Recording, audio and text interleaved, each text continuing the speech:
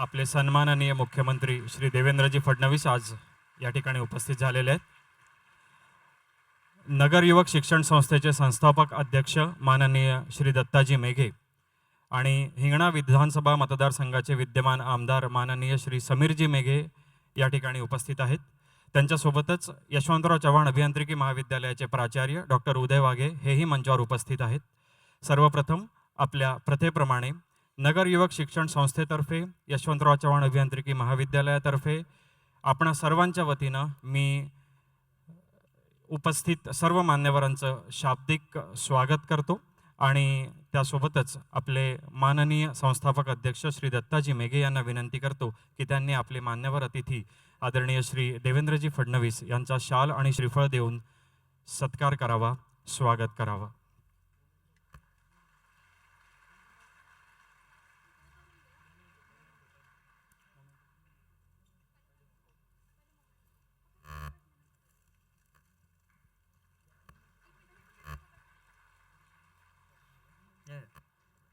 माननीय श्री समीरजी मेघे यांना विनंती आहे की त्यांनी एक मोमेंटो देऊन सुद्धा आदरणीय श्री देवेंद्रजी फडणवीस यांचं स्वागत करावं.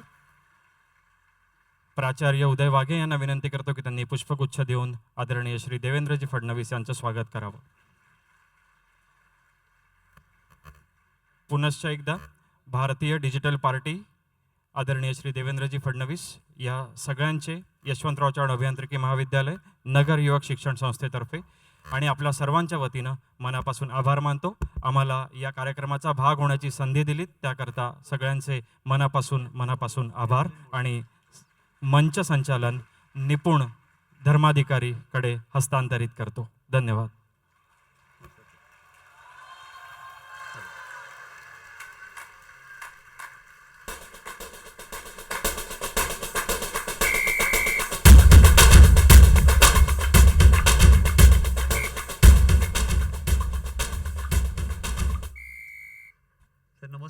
Namaskar. My name is Dharmadhikari and I am not political. हे पहिले क्लिअर करणं गरजेचं होतं. मी बिलकुल पॉलिटिकल नाही आहे, अपॉलिटिकल आहे. कोणतीही पॉलिटिकल आयडिओलॉजी नाही आहे. कदाचित आपल्या बऱ्याच नेत्यांचीच पॉलिटिकल आयडिओलॉजी ठरत नाही आहे, त्यामुळे आम जनतेला हा प्रश्न पडत असावा.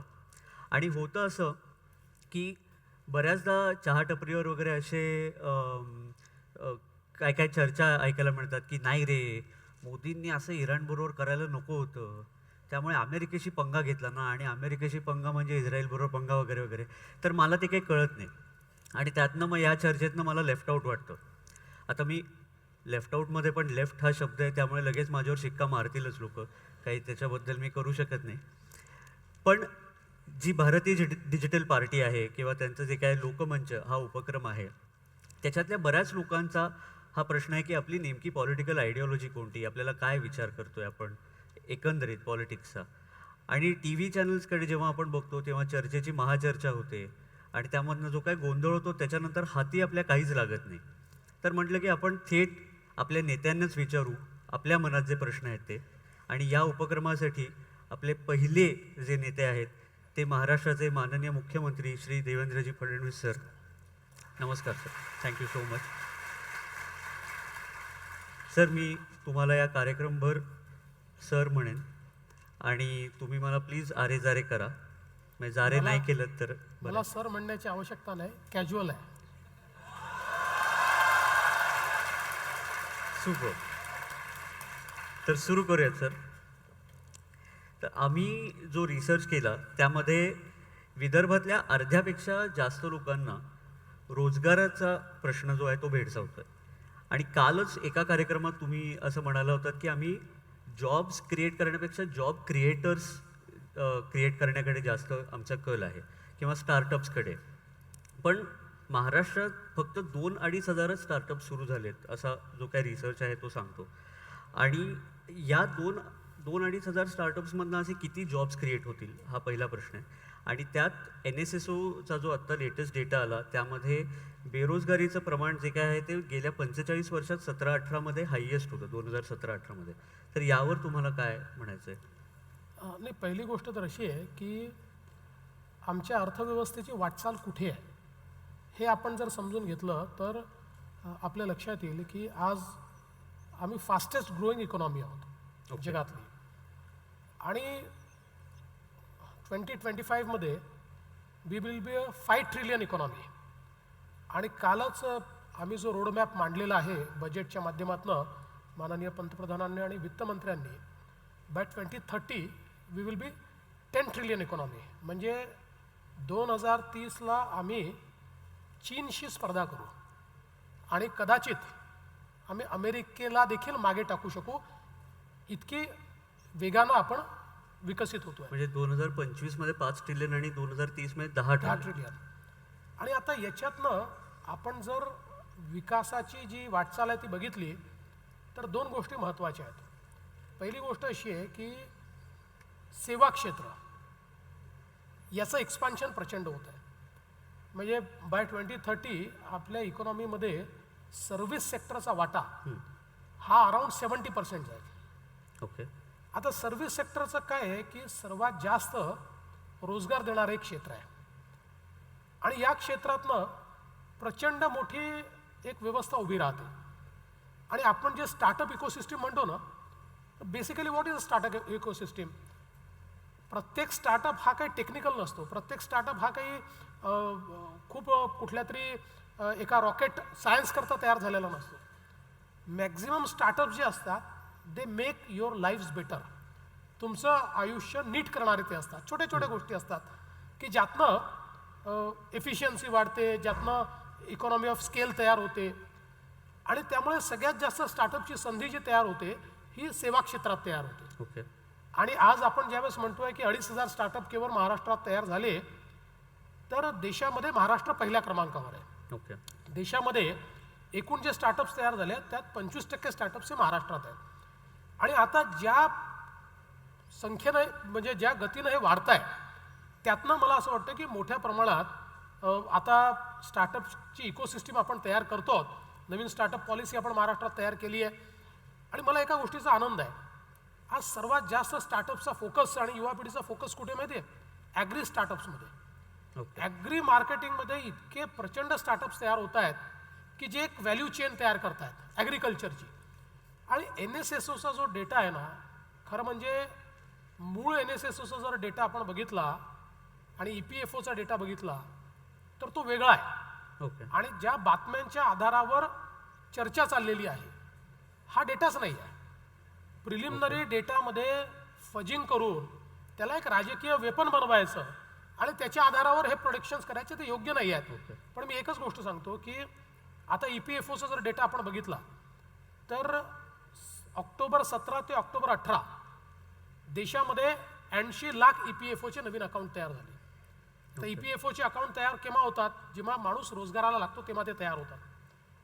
आणि यात सगळ्यात महत्त्वाचं काय आहे जे आपल्याकरता की या 80 लाखामध्ये सर्वात मोठा हिस्सा कोणाचा आहे? तर 80 लाखात 25% महाराष्ट्रात आहे. बरं. म्हणजे EPFOच्या डेटाला जर आपण कोरिलेट केलं तर देशात सर्वाधिक रोजगार कुठे तयार झाला तर तो महाराष्ट्रामध्ये तयार झाला आहे. आणि मला असं वाटतं की आज आपण जर आपलं डेमोग्राफी बघितली की 50% लोकसंख्या 25 वर्षाच्या आतली, तर या डेमोग्राफीला मोठ्या प्रमाणात रोजगाराची आवश्यकता पडणार आहे. पण यासोबत हे आपल्याला समजून घ्यावं लागेल की इकॉनॉमी किती वेगानं बदलते आहे. ओके. आपण इंडस्ट्रियल रिव्होल्युशन 4.0 कडे चाललो आहे. 4th इंडस्ट्रियल रिव्होल्युशन, ज्याच्यामध्ये मॅन्युफॅक्चरिंग सेक्टर आणि सर्व्हिस सेक्टर यातलं वॉटर टाईट कंपार्टमेंट तुटलेलं आहे. ओके. आणि आर्टिफिशियल इंटेलिजन्समुळे we are heading towards digital economy. Sir तुम्ही इंडस्ट्रियल रेव्होल्युशनकडे जायचं म्हणताय, पण त्याचबरोबर आपली जी इकॉनॉमी आहे ती जास्त शेतकऱ्यांवरती अवलंबून आहे. तर मला त्यांच्याविषयी एक प्रश्न विचारायचा होता की म्हणजे शेतकऱ्यांच्या कर्जमाफीविषयी एकंदरीतच सगळे जे काही मेजर पक्ष आहेत त्यांची भूमिका अशी आहे की कर्जमाफी हे काय लॉंग टर्म सोल्युशन नाही आहे, पण तरीही कर्जमाफीच्या पुढे काही सोल्युशन तयार केलं जात आहे असं वाटत नाही.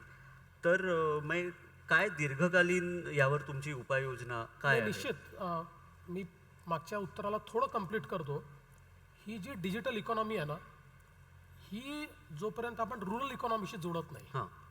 शेतीशी, शेती आधारित इकॉनॉमीशी, आणि ती जोडण्याचं कारवाई आपण सुरू केली आहे. ओके. आज ज्या प्रकारचं डिजिटायझेशन आपण करतोय, महाराष्ट्रातल्या 29,000 ग्रामपंचायतींपैकी 16,000 ग्रामपंचायतींपर्यंत आमची ऑप्टिकल फायबर पोचली आहे. आणि या वर्षाच्या शेवटी प्रत्येक ग्रामपंचायतीत आमची ऑप्टिकल फायबर पोचेल आणि त्यातनं हा संपूर्ण आपला जो ग्रामीण एरिया आहे हा मोठ्या प्रमाणात आपल्या या डिजिटल इकॉनॉमीच्या जाळ्यात येईल.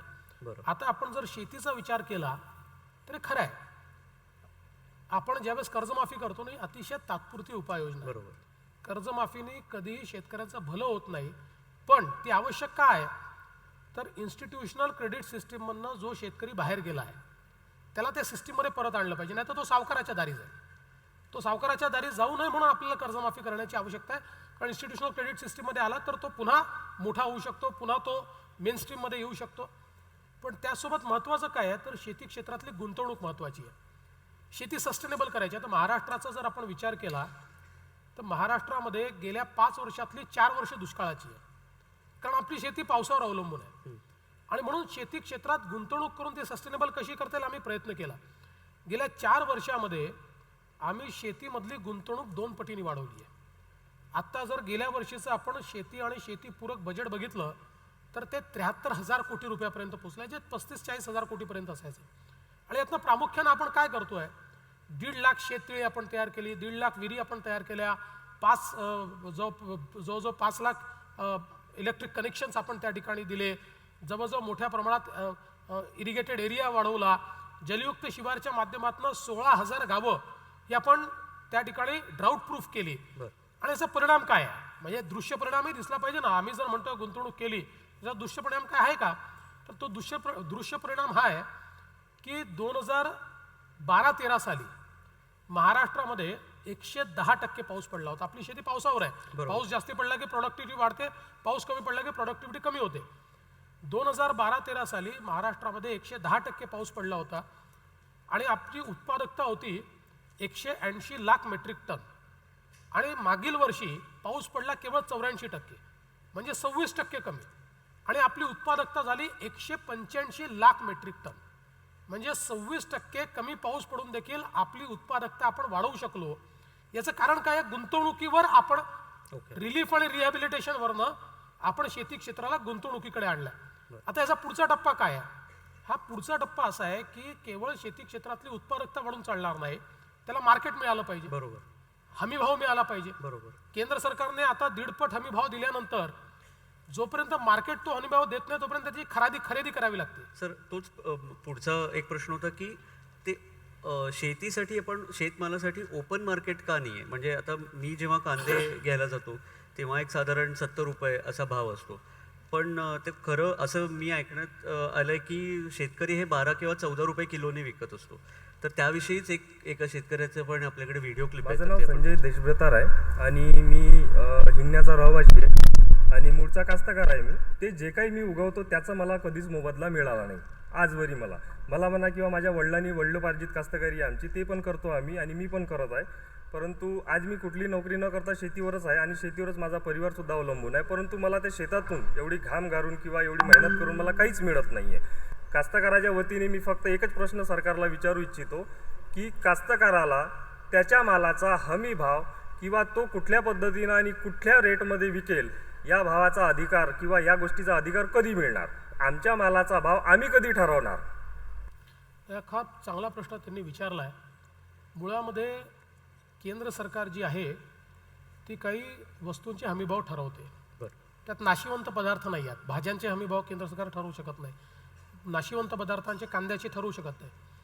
पण स्वामीनाथन आयोग जो 2006 साली आला होता, 14 पर्यंत तो स्वीकारला नाही, तो मोदीजींच्या सरकारनं स्वीकारला आणि जी काही लागत मूल्य आहे त्याच्यावर 50% नफा धरून हमीभाव ठरवायचा निर्णय केला आणि तो हमीभाव मागील वर्षापासून देणं सुरू केलं. आता त्याच्यामध्ये मार्केट तर एकदम खरेदी करणार नाही.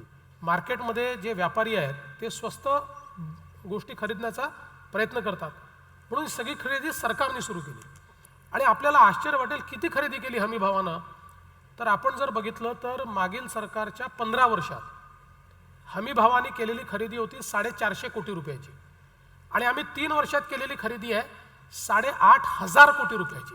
म्हणजे 15 वर्षात 450 कोटी आणि 3 वर्षात 8,500 कोटी. आता हे मार्केट कॅलिब्रेट होत आहे. आता मार्केटशी शेतकऱ्याला थेट जोडणं, आपण कांद्याचं सांगितलं अगदी खरं आहे. कांद्यामध्ये आपण बघितलं तर दिवाळीमध्ये शेतकऱ्याला खूप पैसे मिळाले आणि त्यानंतर जे भाव पडले तर त्याचं उत्पादन खर्च देखील निघत नाही. बरोबर. आणि म्हणून मार्केटशी थेट लिंकेज कसं करता येईल, म्हणजे आजही तिथे 5 रुपयाचा भाव आहे, पण मुंबईत तर 20 रुपयाचा भाव आहे, नागपुरात 20 रुपयाचा भाव आहे. त्यामुळे त्याला थेट, आणि म्हणून आम्ही एक नवीन योजना आणली की ज्या योजनेमध्ये शेतकरी बाजार आम्ही उघडले. बरं. आम्ही भाजीपाला पूर्ण नियमनमुक्त केला.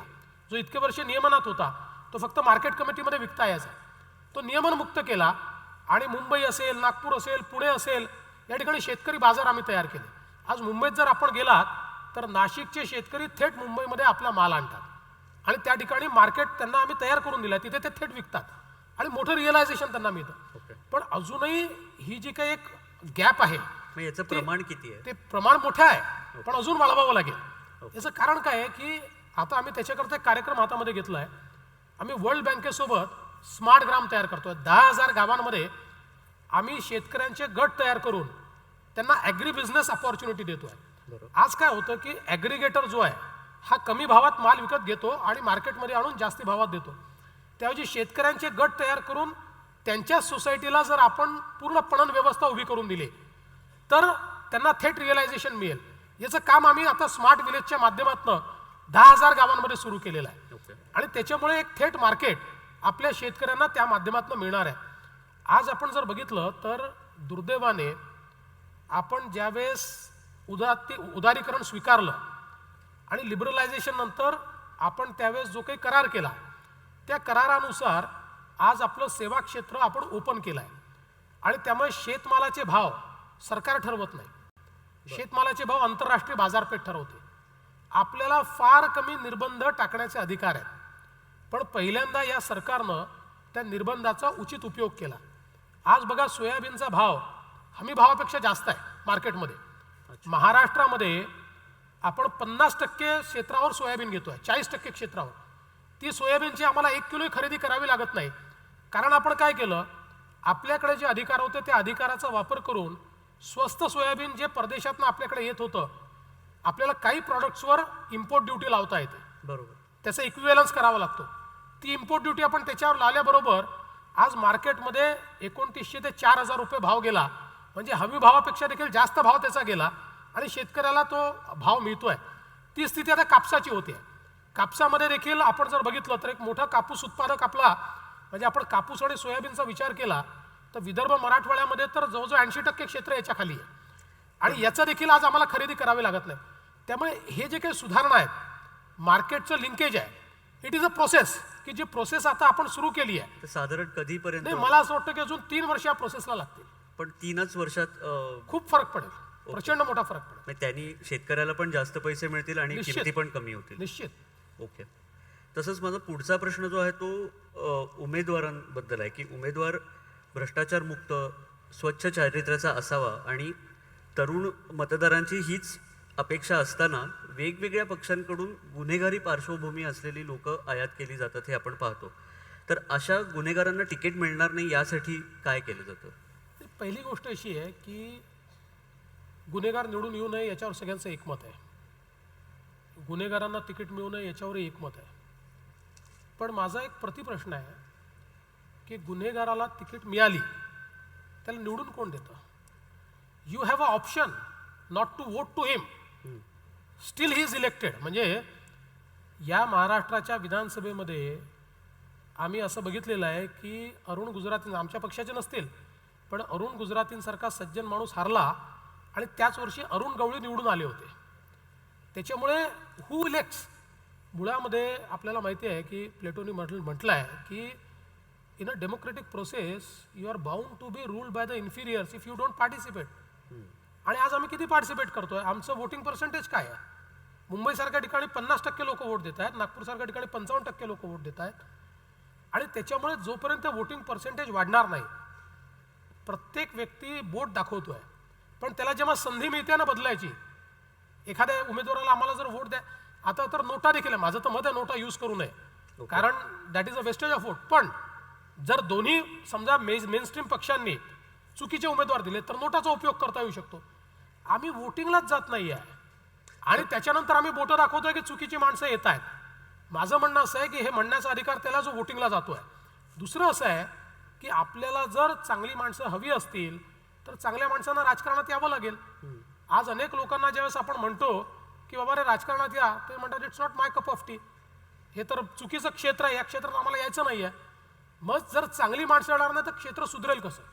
मला असं वाटतं की चांगली माणसं आली पाहिजे, सुशिक्षित माणसं आली पाहिजे, ज्यांना काहीतरी करायचं ही माणसं आली पाहिजे. आणि राजकारणामध्ये ultimately it is a democracy. People elect their representative, these are not selected representative. त्यामुळे इलेक्शनमध्ये मतं देताना आपण काय विचार करतो याचा देखील विचार होणं. आज तर इतके कडक नियम आहे, उमेदवाराची वर किती गुन्हे आहेत हे आपल्याला त्या ठिकाणी डिक्लेअर होतं. ते आपल्याला तुम्ही जेव्हा वोटिंग बूथवर जाता तिथे लिहिलेलं असतं. त्याची संपत्ती किती आहे हे त्या ठिकाणी लिहिलेलं असतं. त्याचं शिक्षण किती आहे हे त्या ठिकाणी लिहिलं असतं. त्यामुळे उमेदवाराची इत्थंभूत माहिती ही आपल्याला असते. अशा परिस्थितीमध्ये जर एकदा राजकीय पक्षांच्याही लक्षात आलं की लोक उमेदवाराची पार्श्वभूमी पाहून मतं देत आहेत, गुन्हेगाराला मतं देत नाही आहेत, तर कोण देईल? कोणीच देणार नाही गुन्हेगारांना. तसंच इलेक्शनच्या वेळेला जे काही दारू पैसे वाटप होतं तर ते थांबवण्यासाठी काय प्रयत्न आहे? ते मी तुम्हाला एक सांगतो की याच्या सगळ्यावरचा उपाय हा वोटिंग पर्सेंटेज वाढवणं आहे. हे दारू पैसे वगैरे जे वाटतात ते का करतात? जेव्हा आता बघा तुम्ही की 45% वोटिंग झालं, 1 लाख मतं आहेत, 45% समजा वोटिंग झालं म्हणजे 45,000चं वोटिंग झालं, तर त्याच्यामध्ये 20,000 मतं घेणारा निवडून येतो. कारण आपले चौहेरी फाईट असते किंवा 15,000 लोक मतं घेणारा निवडून येतो. मग हा काय विचार करतो की 15,000 मतं विकत घ्या, आणि ते 15,000 मतं विकत घ्यायला तो ह्या सगळ्या फालतू गोष्टी करतो आणि त्याच्यातनं तो निवडून येतो. म्हणजे तो एकूण इलेक्ट्रोलेटच्या 15% मतं घेतलेला निवडून आलेला आपल्याला दिसतो. पण त्याच्याऐवजी जर 100% लोकांनी मतदान सुरू केलं, 80%, 90%, 95% मतदान झालं, तर कोणी मतही विकत घेऊ शकणार नाही, कोणाची ताकदच नाही. आणि त्यातनं बघा भारतीय मानसिकता कशी आहे, बाजारात गेलो नाही तर आपण नुसती चर्चा करतो, पण बाजारात गेलं तर बटाटा 4 वेळा असा पाहिल्याशिवाय आपण वोट करत नाही. त्यामुळे हे जे लोक आहेत या मानसिकतेचे, हे मतदानाला गेले तर मग त्याचं चारित्र्य पाहणार, तो काय करतोय ते पाहणार, त्याचा अजेंडा काय ते पाहणार आणि त्याला मतदान करणार. ओके. त्यामुळे मतदान वाढणं आणि प्रत्येकाने मतदान आमचं कर्तव्यच आहे हे समजून जाणं हे महत्वाचं आहे. ही उदासीनता का आहे, तुम्हाला काही कल्पना आहे? नाही, मला असं वाटतं की आपण एक डेमोक्रॅटिक प्रोसेसचा भाग आहोत हे अजून आम्हाला समजत नाही.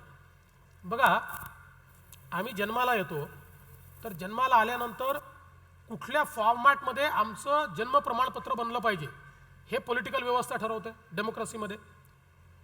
कुठल्या हॉस्पिटलमध्ये आम्ही जन्माला यावं, त्या हॉस्पिटलला जो काही लायसन्स मिळतो तो लायसन्सही हीच व्यवस्था देते, त्या डॉक्टरला सर्टिफिकेटही हीच व्यवस्था देते. आम्ही काय शिकावं आमचं सिलेबसही हीच व्यवस्था ठरवते. आम्ही कुठे नोकरी करावी किंवा कसा धंदा करावा किंवा कुठलं लोन घ्यावं हीच व्यवस्था ठरवते. अगदी मेल्यानंतर आमचं मृत्यूचं प्रमाणपत्र देखील हीच व्यवस्था देते. मग आमच्या जन्मापासनं मृत्यूपर्यंत हीच व्यवस्था जर आमच्याबद्दल ठरवणार असेल तर त्या व्यवस्थेपासून अलिप्त राहून चालेल कसं? बरोबर. आणि म्हणून जोपर्यंत आम्हाला हे लक्षात येत नाही की आम्ही या व्यवस्थेचा भाग आहोत, ही व्यवस्था सुधारवायची असेल तर व्यवस्थेला बाहेरून नावं ठेवून नाही सुधारवता येणार. We have to participate. हे पार्टिसिपेशन वाढलं आणि ही जागृती जर तयार झाली, विशेषतः आता इथे खूप मोठ्या प्रमाणात आमची युवा पिढी आहे, बरोबर. माझं त्यांना आव्हान आहे की प्रत्येकाने नोंदणी केलीच पाहिजे आणि मतदानाला गेलंच पाहिजे. बघा, जर आमची युवा पिढी 100% नोंदणी करून या ठिकाणी मतदानाला जाईल तर तुम्हाला भारताचं राजकारण बदललेलं दिसेल. ओके. आणि तसंच तुम्ही आता जे स्टेटमेंट केलं त्यावरतीच मला विचारायचं होतं की नोटाला मत देणं हे मत वाया जाण्यासारखं आहे, तर ते तुम्हाला का असं वाटतं? नाही, याचं कारण काय आहे की नोटाला मत देताना ते जर इन्फॉर्म मत असेल, इन्फॉर्म, तर जरूर दिलं पाहिजे. ओके. पण बहुतांश वेळा नोटाला मत देत असताना उदासीनतेतनं दिलं जातं. काय देशात होत आहे याचा विचार केला जात नाही, कोणाची काय जबाबदारी आहे. अनफॉर्च्युनेटली आमचा सिविक सेन्स हा कमी आहे, तो आपण वाढवला पाहिजे. त्यामुळे खासदाराचं काम काय हे लोकांना माहीत नाही, आमदाराचं काम काय माहीत नाही, कॉर्पोरेटरचं काम काय माहीत नाही, खासदारांनी पॉलिसी कुठली ठरवली पाहिजे, देशाच्या कुठल्या पॉलिसीमध्ये पार्टिसिपेट केलं पाहिजे. आपण खासदाराला नालीच साफ करायला सांगतो आणि नगरसेवकालाही गटारीच साफ करायला सांगतो.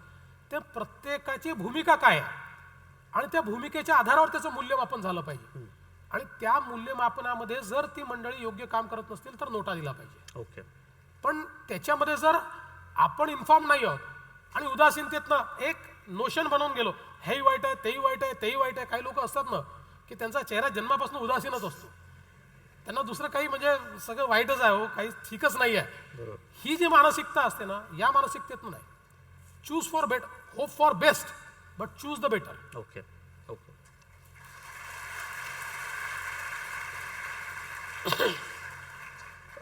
पुढचा प्रश्न असा आहे की दर मिनिटाला साधारण 25 ते 30 जण रोजगाराच्या शोधात शहरात येतात असा डेटा आहे. तर याच प्रमाणात ग्रामीण भागातनं बेरोजगार लोक येत राहिली, स्थलांतरित होत राहिली, तर असं म्हणतात की 2030पर्यंत शहरांची लोकसंख्या ही जवळजवळ 60 कोटी होईल.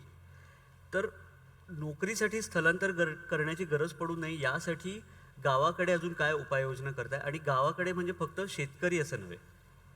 नाही बघा, साधारणपणे विकासाची वाटचाल ही जगामध्ये अशाच प्रकारे झाली आहे. ओके. शहरीकरण जे आहे ना, हे एक प्रकारे इनएव्हिटेबल आहे, फक्त ते किती झालं पाहिजे हे महत्त्वाचं आहे. आपण बघितलं तर आज जग हे 50% जास्त अर्बनाइज झालं आहे, ते 60% पोहोचत आहे. भारत अजून 31% आहे. Okay. Bharat is less urbanise than the world.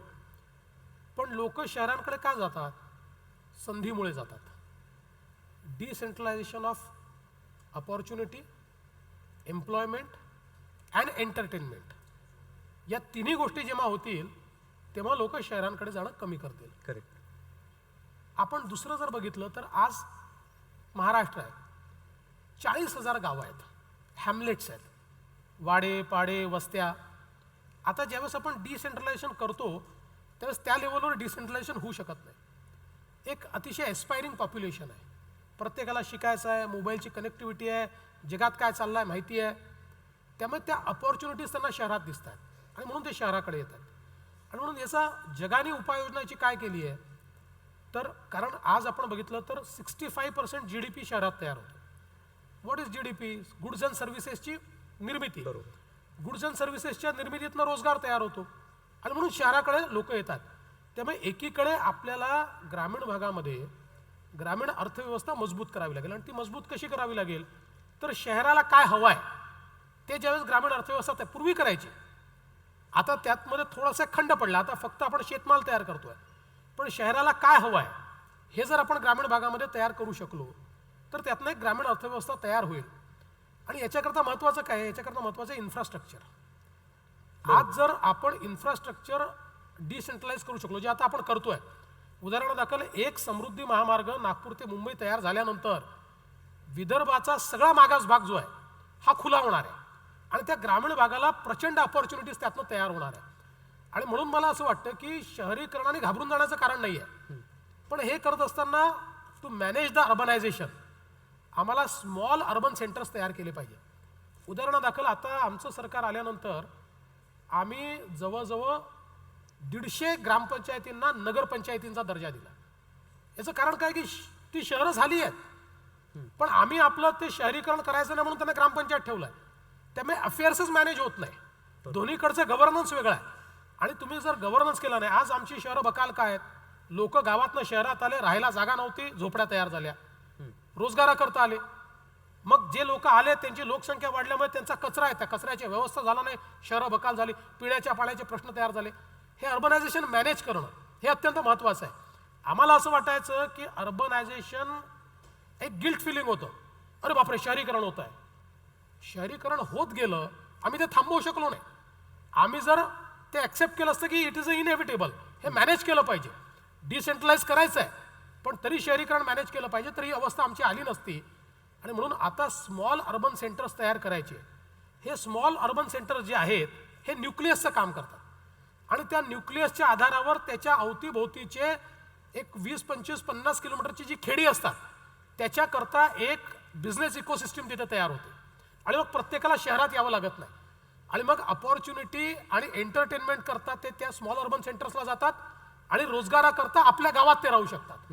मला असं वाटतं की आता जे आपण मॉडेल तयार करतोय हे अशाच प्रकारचं मॉडेल तयार करतोय की ज्याच्यामध्ये डिसेंट्रलायझेशन ऑफ आपण एंटरटेनमेंट आणि अपॉर्च्युनिटी करतोय आणि त्याच्यासोबत त्या ठिकाणी या सगळ्या व्यवस्था उभ्या राहिल्यामुळे तिथे रोजगाराच्या संधी तयार होतील. तरी देखील शहरीकरण हे होणारच आहे, ते देखील आपल्याला मॅनेज करावं लागेल. ते पहिल्यांदा स्मॉल अर्बन सेंटर्सला मॅनेज केलं पाहिजे आणि मग त्याच्यानंतर मेगापोलिसमध्ये जाऊ दिलं पाहिजे. म्हणजे तुम्ही डिसेंट्रलायझेशन ऑफ एंटरटेनमेंट जे म्हणताय तर याचा अर्थ असा होतो का की आता जास्तीत जास्त थिएटर्स बांधली जातील गावांकडे? केलं पाहिजे ऑल टाईप ऑफ एंटरटेनमेंट. बघा शहरामध्ये येण्याची कारणं काय आहेत? जसं शहरामध्ये येण्याचे कारण शिक्षण आहे किंवा रोजगार आहे, तसं एंटरटेनमेंट देखील आहे. बरोबर. सो असं असतं की प्रत्येक माणसाला एक लाईफ हवं असतं आणि आताची जी पिढी आहे या पिढीने जग बघितलं आहे. म्हणजे मोबाईल असा आहे की मोबाईलने आपल्याला जगाचा आरसा दिला आहे करेक्ट. आणि त्याचा अनुभव त्यांना घ्यायचा आहे. आणि तो जर अनुभव घ्यायचा असेल तर शेवटी माणसाचं इंट्रिन्सिक नेचर असं असतं की entertainment is part of your life. बरोबर. म्हणजे फक्त फिल्म पाहणं is not a entertainment, any type of. आमची पूर्वी सण होते. सण म्हणजे काय होतं? आमची लग्न 3-3 दिवस चालायची. ती का चालायची? तर तुमच्या जीवनातला हा एक दुसरा क्षण असतो की ज्यातनं तुमच्या संवेदना जागृत राहतात, तुम्हाला कामापेक्षा वेगळं काहीतरी अशा गोष्टी यातनं मिळतात. आणि म्हणून हे आपल्याला सर्व प्रकारचं एंटरटेनमेंट जे आहे हे डिसेंट्रलाइज करावं लागेल. That includes of course screen. Theatres as well. Yes. Okay. आणि मिहानसारखी नागपूरच्या विकासासाठी जी एक महत्त्वाची असलेली जो महत्त्वाचा असलेला उपक्रम होता तो अजूनही अडकून आहे. म्हणजे त्याच्यातनं जवळजवळ 1,20,000 जॉब्स क्रिएट होणार होते आणि पुढे 3 वर्षात तर जवळजवळ 3 ते 3.5 लाख जॉब्स निर्माण करणार होते असं ऐकवत होतं. तर ते मिहानचं घोडं कुठं अडकले नेमकं? मिहानचं घोडं अडलं नाही आहे. मुळामध्ये मिहान एक अशी व्यवस्था होती की ज्या व्यवस्थेमध्ये आज नागपूरच्या आकाशातनं 1500 आंतरराष्ट्रीय विमानं जातात. बरोबर. नागपूर हे देशात तर मध्यवर्ती आहेच, पण त्यासोबत आपण विचार केला तर साऊथ ईस्ट एशियाकडनं युरोपकडे जात असताना देखील नागपूर हे आपल्याला लागतं. आणि म्हणून या सगळ्या लोकांना जर रिफ्युएलिंगची व्यवस्था नागपुरात दिली आणि कार्गो एक्सचेंजची व्यवस्था जर नागपुरात दिली तर त्यांची इकॉनॉमी सुधारते आणि त्यांना त्याचा फायदा होतो. या तत्वावर मिहान उभं केलं. बरोबर. त्यामुळे मिहानचं मूळ तत्व काय होतं तर आंतरराष्ट्रीय एअरपोर्ट आणि मग त्याला असलेली SEZ आणि सगळं.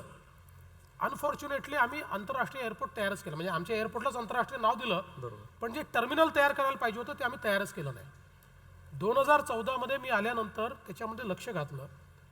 SEZ मध्ये नॉन SEZ मध्ये उद्योग तर आणलेच, पण आता आंतरराष्ट्रीय विमानतळ जे आपल्याला ॲक्च्युली कार्गो हब करता पाहिजे त्याचं देखील आपलं टेंडर झालं आहे. ते अंतिम स्टेजला आहे. कदाचित महिन्याभरात त्याचं भूमिपूजन आम्ही करू आणि त्याची निर्मिती आम्ही करू.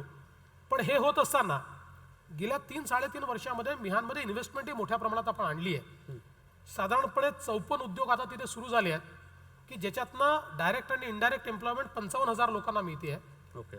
90 उद्योग असे आहेत की ज्यांनी जागा घेतली आणि विविध टप्प्यांमध्ये त्यांचं काम आहे. यातले जे उद्योग पुढच्या वर्षी कार्यान्वित होतील अशा उद्योगांचा जरी आपण विचार केला तरी देखील त्यातनं जवळजवळ 30,000 लोकांना रोजगार मिळणार आहे. आणि आपण ज्यावेळेस जमीन देतो ती जमीन दिल्यापासून एक उद्योग उभा राहायला 3 ते 3.5 वर्षाचा कालावधी लागतो. पण आता या 90 उद्योगांची ज्यावेळेस कंप्लीट म्हणजे त्यांचं काम पूर्ण होईल त्यावेळेस जवळजवळ लाखभर लोकांना त्या ठिकाणी रोजगार मिळेल आणि त्यातल्या 30,000 लोकांना डायरेक्ट इनडायरेक्ट एम्प्लॉयमेंट ही पुढील वर्षाच्या शेवटपर्यंत मिळेल. त्यामुळे आता ती परिस्थिती नाही आहे. आज फार्मा सेक्टरमध्ये मोठ्या प्रमाणात इन्व्हेस्टमेंट येते. एरोस्पेसमध्ये ऑलरेडी इन्व्हेस्टमेंट त्या ठिकाणी आलेली आहे. पतंजली सारखा एक जो उद्योग होतोय एकटा पतंजली 15,000 लोकांना थेट त्या ठिकाणी रोजगार देणार आहे आणि काम अत्यंत वेगानं त्यांचं अंतिम टप्प्यामध्ये आलेलं आहे. त्यामुळे ॲग्री प्रोसेसिंगमध्ये त्या ठिकाणी येत आहेत. सगळ्या प्रकारच्या इंडस्ट्रीमध्ये आता मोठ्या प्रमाणात गुंतवणूक तिथे येते आहे. आणि मला असं वाटतं की आता आपल्याला विशेषतः एरोस्पेसमध्ये आज ज्या प्रकारे इंडेमार आलेला आहे, रिलायन्स डसॉल आलेला आहे, ही जी एक TAL आहे, ही जी इकोसिस्टम तयार होते आहे, एकट्या या इकोसिस्टमला 50,000 जॉब्स इन एरोस्पेस तयार करण्याची क्षमता त्याच्यामध्ये आहे. त्यामुळे मला असं वाटतं की येत्या काळामध्ये आपल्याला मोठ्या प्रमाणात म्हणजे आताच गेल्या 3 वर्षात तर जनरेट झालेच आहे, पण याहीपेक्षा मोठ्या प्रमाणात जनरेट होताना दिसते. म्हणजे आत्ता ऑलरेडी 50 ते 55,000 जनरेट झालेत आणि पुढच्या वर्षीपर्यंत अजून 30-35,000. सो ते काम चालू आहे, अजून अगदी ते वेगानं process चालू आहे. ओके. आणि अजून एक प्रश्न असा होता की तुमचं जे काही पर्सनल फंड आहे जो तुमच्या अखत्यारीत असतो, तर त्याचं खूप चांगलं वाटप होताना दिसतंय. फक्त त्याची जी प्रोसेस आहे ती अशी की ते तुम्हाला SMS करायला लागतो आणि मग तुम्ही ते पर्सनली बघता आणि मग तुम्ही त्याचं वाटप करता. तर त्याची तुम्ही एक प्रोसेस का नाही बनवली? म्हणजे तुम्ही पर्सनली एवढं नाही, का अशी त्याच्यात- प्रोसेस त्याची नाही. मुळात काय होतं की हा चीफ मिनिस्टर्स फंड हा आधीपासून होता आणि हा जो फंड आहे ना, हा सरकारचे पैसे नाही आहेत. आम्ही लोकांना आव्हान करतो, वेगवेगळ्या संस्थांना आव्हान करतो, धर्मदाय संस्थांना आव्हान करतो आणि ते याच्यामध्ये डोनेशन्स देतात आणि हे डोनेशन्स घेऊन आम्ही तो फंड चालवतो. पूर्वी या फंडमधनं कोणी आजारी असेल तर 5,000 रुपये 3,000 रुपये मदत केली जायची. मी आल्यानंतर मी हा विचार केला की याचा जरा नीट उपयोग केला पाहिजे आणि 5,000 आणि 3,000 रुपयात काय होणार आहे? गरीबाला जर कुठल्याच योजनेचा लाभ मिळत नसेल तर त्याला मदत केली पाहिजे आणि म्हणून मी जास्तीत जास्त लोकांना आव्हान केलं आणि त्यातनं एक मोठा फंड उभा केला आणि आज त्या फंडमधनं आपण ₹1,00,000 ₹2,00,000 ₹3,00,000 जे काही गरीब ज्याच्याजवळ काही नाही आहे अशा माणसाला प्रायव्हेट हॉस्पिटलमध्ये देखील आपण त्या ठिकाणी ट्रीटमेंट करतो आणि आत्तापर्यंत 40,000 रुग्णांना या फंडमधनं आपण मदत केलेली आहे आणि जवळजवळ 400-500 कोटी रुपयाची मदत ही आपण या फंडमधनं केली आहे आणि याच्यामध्ये आपण जे म्हणता ना तो याचा एक पार्ट आहे. या फंडमध्ये मला SMS पाठवण्याची गरज नाही आहे. त्याचा एक कक्ष आपण तयार केला आहे. तिथे नुसता अर्ज दिला की ते केवळ व्हेरीफाय करतात की तुमचं सगळं बरोबर आहे का ओके. आणि तुम्ही त्याचे म्हणजे तुमची ऐपत नसेल वगैरे त्या गोष्टी आहेत का आणि लगेच ते पैसे थेट त्या दवाखान्याच्या खात्यामध्ये जातात. त्याला वेळ लागत नाही. पण काही लोक डायरेक्ट मला SMS पाठवतात ओके. आणि अशा अनेक ज्या तुम्हाला केसेस पाहायला मिळाल्या त्या अशा केसेस आहेत की मला डायरेक्ट SMS पाठवतात की आमचा असा असा प्रॉब्लेम आहे, आमच्याजवळ एकही पैसा नाही, आमचं पेशंट ॲडमिट आहे, त्याची ट्रीटमेंट होऊ शकत नाही, त्याला एवढा मी लगेच तो SMS माझ्या कक्षाला फॉरवर्ड करतो. ते लोक त्याचं व्हेरिफिकेशन स्वतःहून करतात, त्यांचा अर्ज स्वतः जाऊन घेतात आणि त्यांना ते पैसे देऊन त्या ठिकाणी त्यांना ट्रीटमेंट देतात आणि मला अतिशय आनंद आहे. मी मध्यंतरी सांगलीला गेलो आणि सांगलीमध्ये एक 15-20 लहान लहान मुलं हे त्या ठिकाणी CM काका आपलं स्वागत असा बॅनर घेऊन उभे होते आणि एक एक फूल त्यांनी मला दिलं आणि ही सगळी मुलं जी होती ना, या सगळ्यांच्या हार्टला छिद्र होतं आणि त्यांच्या ऑपरेशनला 2.5 लाख 3 लाख रुपये लागणार होते जे त्यांच्या आईवडिलांजवळ नव्हते. त्यामुळे ही मुलं 15 वर्षाची 17 वर्षाची होतपर्यंत वारली असती, ती राहू शकली नसती. पण या आपल्या CM फंडमुळे त्या सगळ्यांची ऑपरेशन्स आपण केली आणि त्यामुळे त्यांना जीवनदान मिळालं. तर मला असं वाटतं की हा जो काही एक आनंद आहे, म्हणजे मुख्यमंत्री झालो त्या दिवशी तर आनंद झाला, पण त्या मुलांना ज्या दिवशी बघितलं आणि त्यांच्याकडनं एक पुष्प घेतलं त्या दिवशी मला मुख्यमंत्री झाल्यापेक्षा जास्त आनंद झाला. आणि हा जो फंड आहे हा मेनली मेडिकल एक्सपेन्सेस कव्हर होण्यासाठीचाच आहे. आपण त्याच्यामध्ये काय आहे की 2-3 फंड्स केले आहेत. एक फंड मेडिकल एक्सपेन्सेस करता आपण खर्च करतो, एक दुष्काळाच्या जलसंधारणाच्या कामांकरता करतो आणि एक इतर काही बाबींवर करतो. ओके. आता एक थोडासा कॅज्युअल प्रश्न आहे हा, की तुम्ही जर राजकारणात नसता तर काय करत असता? ते मला वकील व्हायचं होतं, म्हणजे वकील आहेच मी, बरं. पण मला वकिली करायची होती, म्हणजे ते माझं स्वप्न होतं. पण फायनल इयरला असताना मी निवडून आलो, कॉर्पोरेटर झालो आणि त्यावेळेस मी सिनियर काउन्सिलचं ऑफिस जॉईन केलं होतं आणि तिथे माझी अशी लिहिण्याच्या ऐवजी गटारी साफ करून द्या म्हणून लोक यायला लागले. त्यामुळे ते सिनियर काउन्सिल देखील जरा म्हणजे ते काही बोलले नाहीत, फार चांगले होते, पण त्यांना देखील लक्षात आलं की बाबा हा काही वकिली करायला इथे आलेलं दिसत नाही, माझ्या ऑफिसचा गैरउपयोग करतोय आणि त्यातनं जे राहून गेलं ती वकिली मला कधी करता आली नाही, पण मला फार इच्छा होती वकिली करायची. आणि सर मॉडेलिंगचं काय?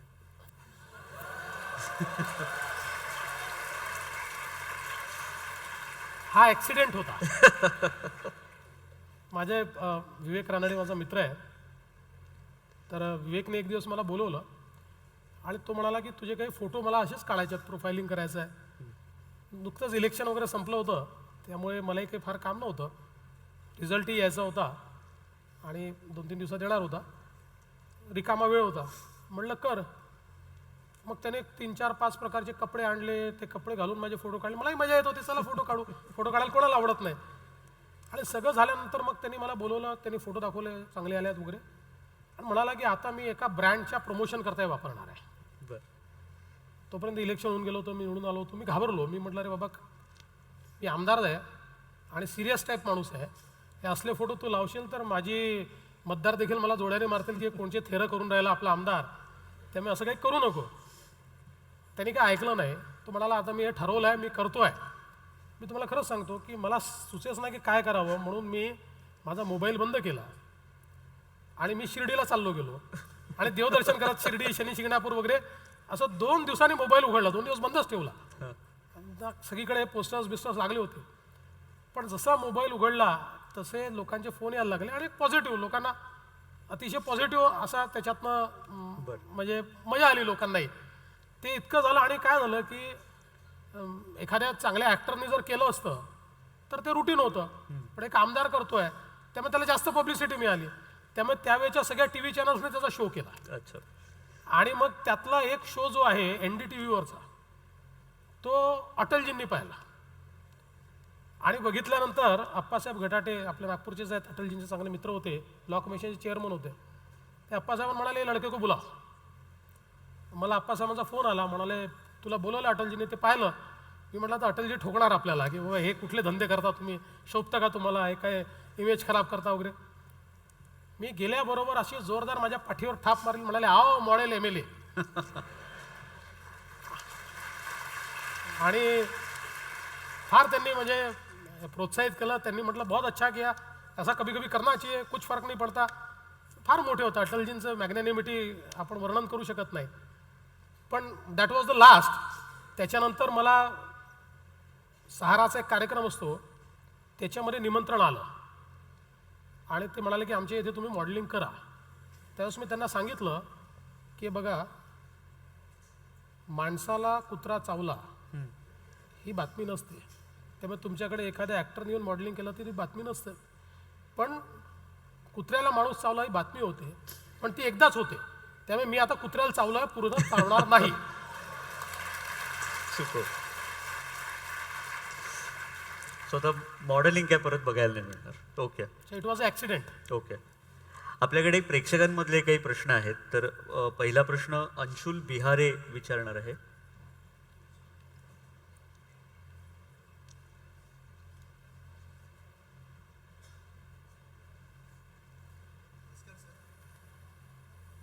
माझं नाव अंशुल बिहारे आहे. मी YCCमध्येच 3rd इयरला शिकतो आहे. सर माझा प्रश्न असा आहे की बाहेरून जे कंपनी येतात सर, त्यांना सर बाहेरून जे लोक आले आहेत त्यांनाच जॉब मिळतात आणि मूळचे किंवा नागपूरचे जे लोक असतात त्यांना तो जॉब मिळत नाही, किंवा सर मिळाला तर त्यांना ब्ल्यू कॉलर ग्रुपमध्ये सर जॉब मिळतो. तर सर असं काही होऊ शकतं का की ज्यांनी स्थानिक लोकांना व्हाईट कॉलर ग्रुपमध्ये जॉब मिळेल, अशी काही? नाही, नक्कीच मिळू शकतो. बघा, थँक्यू सर. आता प्रायव्हेट कंपनीजचे इथोच काय हे आपण समजून घेतले पाहिजे.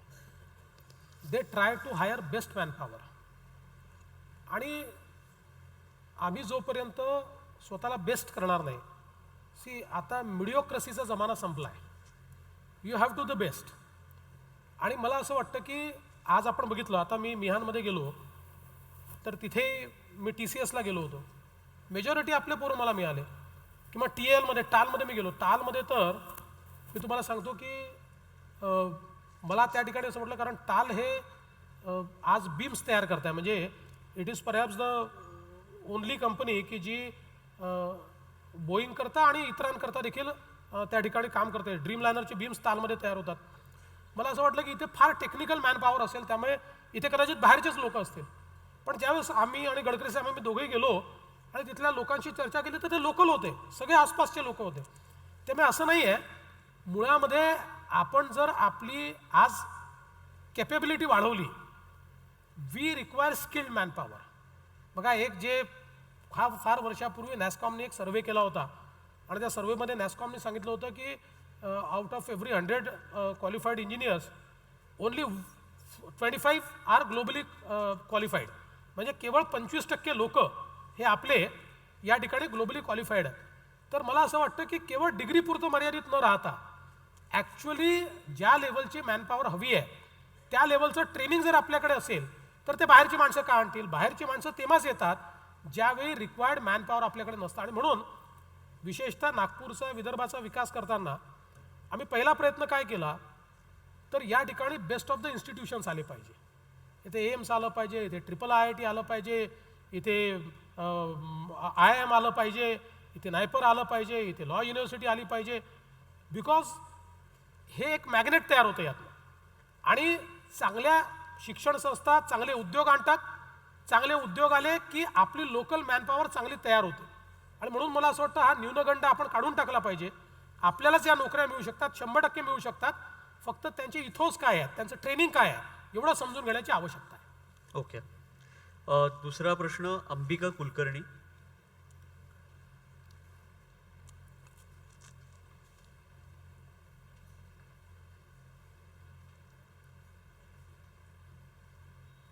नमस्कार माननीय मुख्यमंत्रीजी. मी अंबिका कुलकर्णी.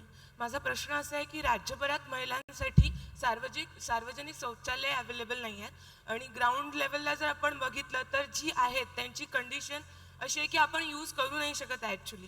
तर महिलांना ॲक्सेसेबल पब्लिक टॉयलेट्स कधी मिळतील? थँक्यू. नाही, अगदी खरी गोष्ट आहे. मला असं वाटतं की महिलांकरताच्या टॉयलेट्समध्ये आपण खूप मागे आहोत. आता मुंबईमध्ये काही लोकांनी मिळून एक राईट टू पी असं काही महिलांनी एक फार मोठी चळवळ उभारली आहे. आणि त्या चळवळीमुळे आज महानगरपालिका देखील महिलांकरता अशा प्रकारचे टॉयलेट्स तयार करते आहेत. आता आपण सगळ्या महानगरपालिकांना हे निर्देश दिले आहेत की त्यांनी चांगले ॲक्सेसेबल अशा प्रकारचे टॉयलेट्स हे महिलांकरता तयार करावेत. त्याची व्यवस्था देखील हळूहळू सुरू झाली आहे.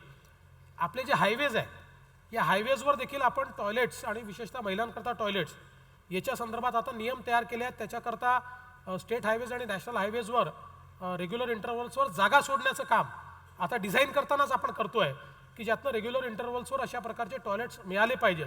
आणि एक चांगली चळवळी सुरू झाली आहे. बट आय स्टील ॲग्री, म्हणजे तुमच्या मताशी मी सहमत आहे.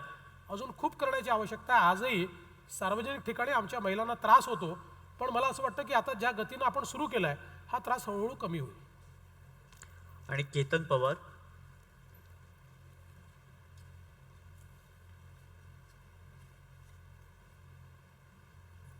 नमस्कार, मी केतन पवार. माझा प्रश्न, सरकारच्या बऱ्याचशा साईट्सने सर्व सिक्युअर्ड सर्टिफिकेट जे असतं ते नाही घेतल्या आणि यामुळे ब्राउझर्सनी त्याला ब्लॉक करून दिलं. आणि जे सरकारच्या त्या साईट्स जे महत्त्वाच्या आहेत, एवढ्या महत्त्वाच्या असल्यावरही त्यांनी ते सर्टिफिकेट्स का घेतले नाही? आपण तर डिजिटल इंडियाकडे वाटचाल करून राहिलो, मग हे असं काय परिस्थिती आहे? नाही, मला असं वाटतं की सरकारच्या साईट्स बंद नाही आहेत.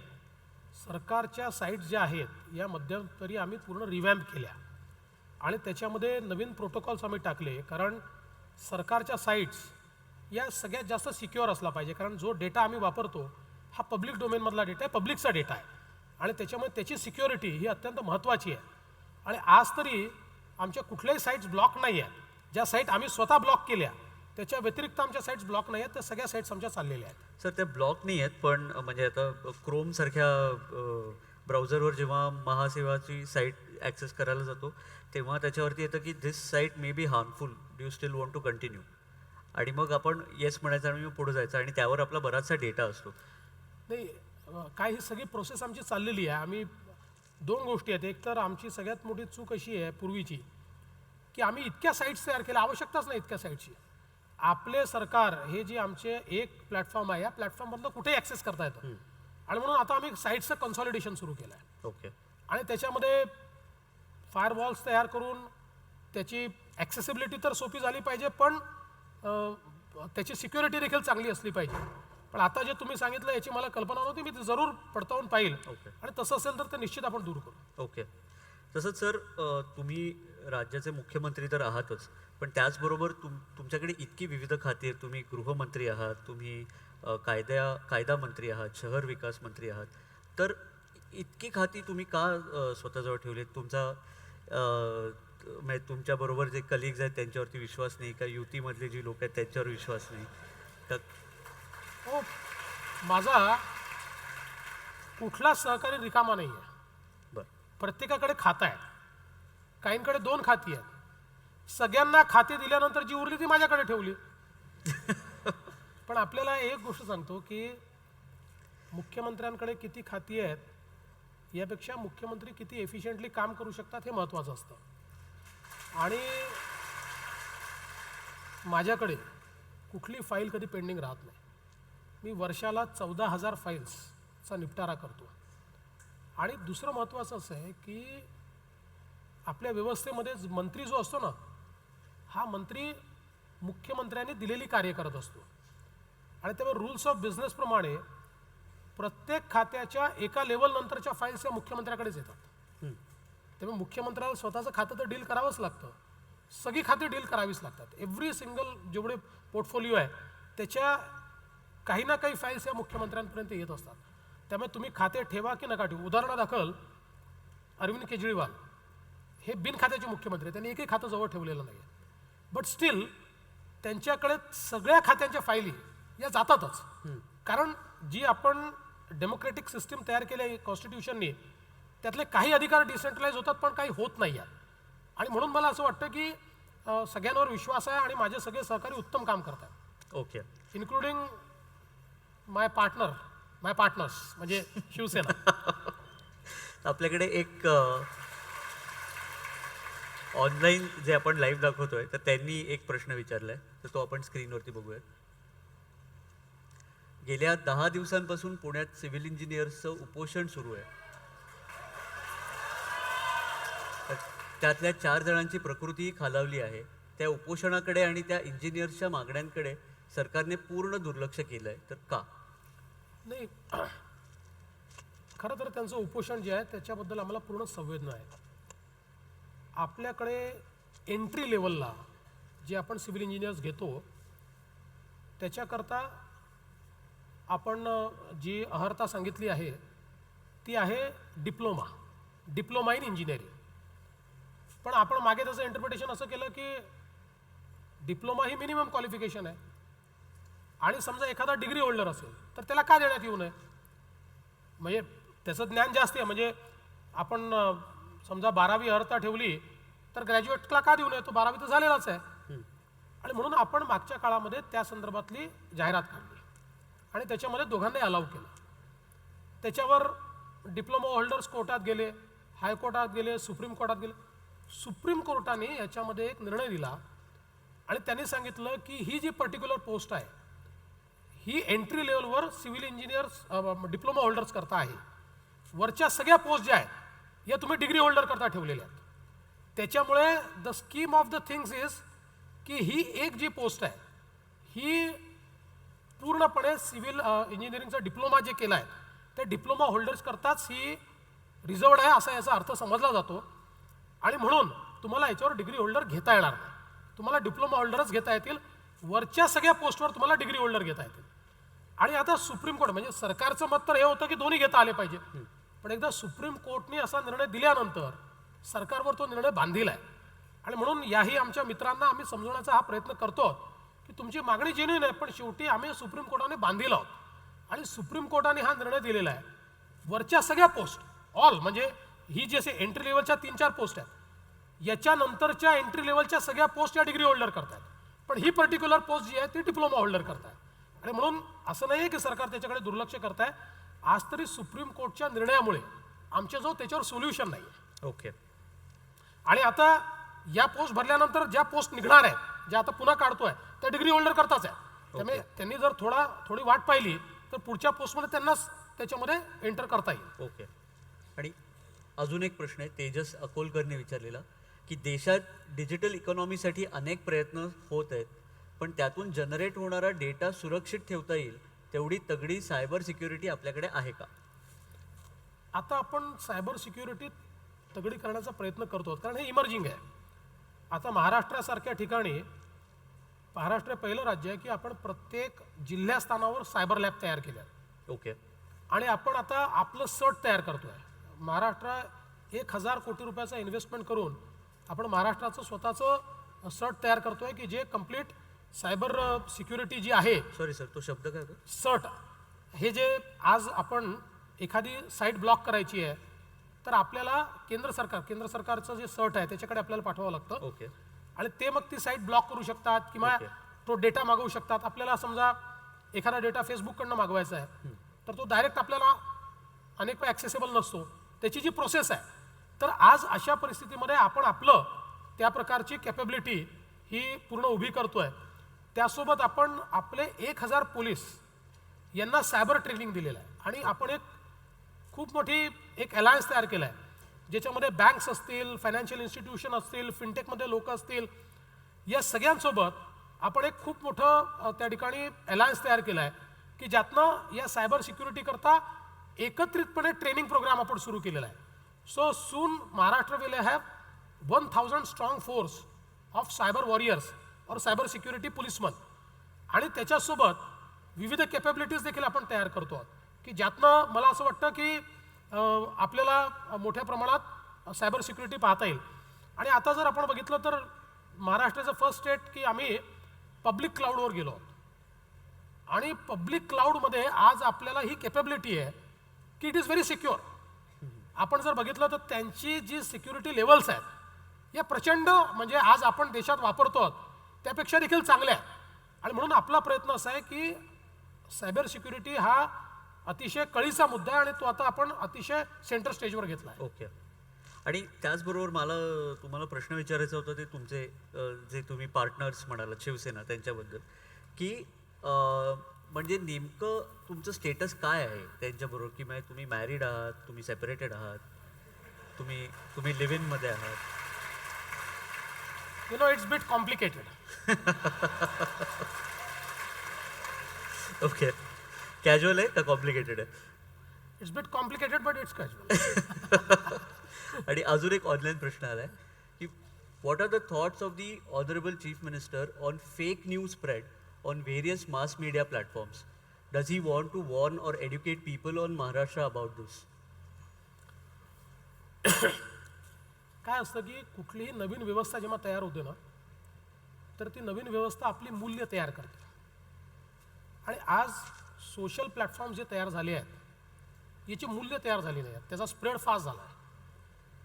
मला आठवतं की एक काळ असा होता की एखादा कुठलाही कागद इंटरनेटवरनं काढला आणि दाखवला हे इंटरनेटवरनं काढला आहे तर ब्रह्मसत्य असायचं, खोटं असो की काही असो.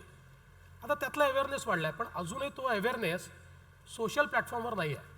त्यामुळे तुमच्याऐवजी माझा चेहरा टाकून एखादा फोटो टाकला तरी अर्धे लोक लाईक करतात, कोणी शेअर करतात, तो गावभरात पोचतो. खरं खोटं काय ते नंतर तपासून बघा. पण इट्स व्हेरी हार्मफुल. म्हणजे तुम्हाला सांगतो की मध्यंतरीच्या काळामध्ये लोक विशेषतः फॉरेन कंट्रीजला मधला सर्व्हर यूज करून शुक्रवारी रात्री अशा प्रकारचे पोस्ट टाकायचे एखाद्या धर्माविरुद्ध, एखाद्या जातीविरुद्ध. आणि साधारणपणे फॉरेन कंट्रीजमध्ये शनिवार रविवार कोणी वर्क करत नाही. सो ते जर आपल्याला रिमूव्ह जरी करायचं असेल तरी ते सोमवारी रिमूव्ह व्हायचं. आणि मध्यंतरीच्या या शनिवार रविवारच्या काळामध्ये इतक्या लोकांच्या भावना भडकून एकमेकाच्या विरुद्ध लोक जाऊन दंगली घडवून असा एक फार मोठा एक प्रयत्न सुरू झाला होता. पण आता त्याच्यामध्ये आपण बऱ्यापैकी लोकांचा अवेअरनेस वाढवला आहे. So everything that comes on WhatsApp is not true हे लोकांना समजून घ्यावं लागेल. आणि कायदा देखील आज असा आहे खरं तर की आपण जे सगळे फॉरवर्ड्स करतो आता आपण त्याचं स्ट्रिक्टली कायद्याचं इम्प्लिमेंटेशन कधी होत नाही पण बिना विचार करता आला फॉरवर्ड एखादा आला की तो करून टाकायचा हे जो काय आपला प्रयत्न आहे त्याचं ओनस आपल्यावरही आहे. इफ इट इज फेक तर ज्यांनी जनरेट केला त्याचं जसं ओनस आहे तसं जो फॉरवर्ड करतोय त्याचंही ओनस आहे. अच्छा. आणि मला असं वाटतं की थोडंसं हे इथोच आपल्याला काही मूल्य हे तयार करावे लागतील. आणि माझी सगळ्यांना विनंती आहे की हे कम्युनिकेशनचे प्लॅटफॉर्म्स आहेत, हे स्वतःला अभिव्यक्त करण्याचे प्लॅटफॉर्म्स आहेत. पण याचा गैरउपयोग जर होत असेल समाजामध्ये तेढ निर्माण करणं, जातीमध्ये तेढ निर्माण करणं, डिफेम करणं, शेवटी एखाद्याचं आयुष्य समाप्त होऊन जातं. Correct. खोटा व्हिडिओ तयार करून टाकून दिला तो किती लोकांना जाऊन सांगणार आहे?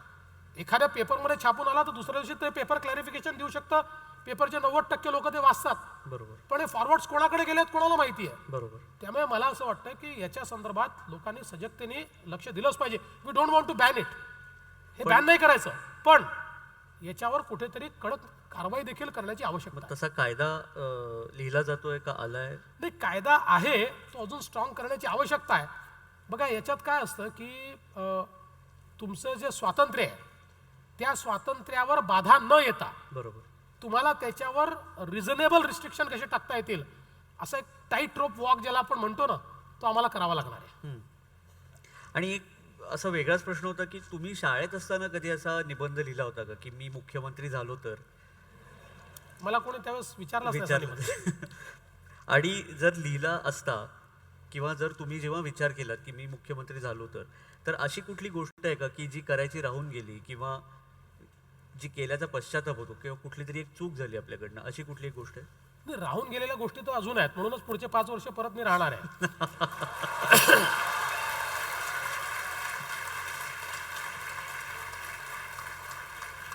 पश्चाताप वगैरे नाही, पण गमतीचा भाग सांगतो की कधी कधी काही गोष्टी नसत्या केल्या तर बरं झालं असं असं जे आपल्याला वाटतं ना. मध्ये एका रिव्हर अँथम करता मी फार ट्रोल झालो आणि ते असं होतं की एक गुरुदेवांनी एक ते रिव्हर अँथम तयार केलं होतं आधी आणि त्यात त्यांनी आम्हाला म्हटलं तर आम्ही कोरसमध्ये आपलं त्याला रिव्हर अँथमला एक आवाज दिला. कोरसमध्ये आपण कोरसचेच गायक आहोत, त्याच्यामुळे मी पाहिलं हां हां एक 2-3 मिनिटाचं. नंतर मग काही लोक अजून आले, त्यांचं म्हणणं असं होतं की आम्हाला रिव्हर अँथम तयार करायचं आहे आणि त्याच्यामध्ये तुम्ही कोरसमध्ये पाहिजे. म्हटलं ठीक आहे. आता आपल्याला माहिती आहे आजकाल शूटिंग कसं क्रोमावर करतात, त्यामुळे तुमचं स्वतंत्र शूटिंग करतात आणि मग त्याच्यात लोक अजून ॲड होत जातात आणि त्यामुळे माझं त्यांनी शूटिंग केलं. मला त्यांनी सांगितलं की तुम्ही बाबा कोरसमध्ये त्या ठिकाणी आहात, त्यामुळे ते शूटिंग आम्ही करून घेतलं आणि करून घेतल्यानंतर त्याला असा मोह झाला की कोरसच्या ऐवजी तोच माझ्या बाजूला दिसला पाहिजे ओके. आणि त्यामुळे त्यांनी काय केलं की कोरस हटवून दिला आणि माझ्या बाजूला तो आणि मी आणि आम्ही दोघं हातवारे करत गाणं म्हणतोय. त्यामुळे ते इतकं विचित्र दिसलं आणि लोकांनी त्याच्यावर म्हणजे मला असं वाटतं की इतके फनी व्हिडिओज त्याच्यावर म्हणजे आय एन्जॉयड, म्हणजे काही फार फरक नाही पडत त्याच्याने, पण इतके मजेदार व्हिडिओज त्याच्यावर तयार झाले, इतकं ट्रोल झालो मी, पण सर पण मजा आली. ठीक आहे, एका मुख्यमंत्र्याबरोबर पण असं होऊ शकतं? हो म्हणजे ते- बिलकुल होऊ शकतं. मुख्यमंत्री काय परग्रहावर थोडी पैदा झालाय. पण म्हणजे तुमच्या नकळत असा व्हिडिओ तयार करणं हे सगळं होऊ शकतं? नकळत नाही, मला सांगूनच केला, पण रिलीज करायच्या आधी मला दाखवलं असतं तर त्याला मी सांगितलं असतं की बाबा रे तू माझ्यासमोर सोबत पूर्ण कोरस दाखवणार होता. बरोबर. त्यामुळे काय झालं, तो कसा व्हिडिओ झाला, सोनू निगम गाणं म्हणतायत आणि मी हातवारे करतोय. आता कसं दिसणार आहे ते? बरोबर. हास्यास्पदच दिसणार आहे ना. या ठीक आहे. ओके सर, आज मला वाटतंय आपल्याकडे तसे बरेच प्रश्न होते आणि अजून आहेत खरं प्रश्न, पण वेळ तसा कमी आहे आपल्याकडे. सो थँक्यू सो मच, तुम्ही इथे आलात आणि मी Thank you. तुमचे फॉर्मली आभार मानतो आणि सगळ्यांचे धन्यवाद की तुम्ही इथे उपस्थित राहिलात. Thank you so much. थँक्यू. आणि एक आपण फक्त सेल्फी घेऊयात यस, सरांबरोबर. सगळे रेडी आहेत सेल्फीसाठी? तिकडे मागे रेडी आहेत का?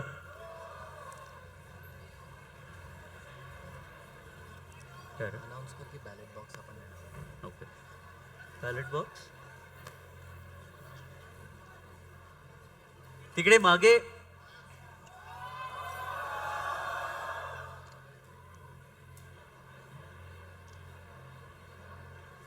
थँक्यू. सरांना आपण एक मेमेंटो म्हणून बॅलेट बॉक्स नंतर देणार आहोत. हो सो ते प्रश्नही तुम्हाला सर मिळतील जरूर, जे काय थँक्यू. आहेत. मी त्यातल्या सगळ्या प्रश्नांचं उत्तर देण्याचा प्रयत्न करेन. Thank you sir. Thank you so much.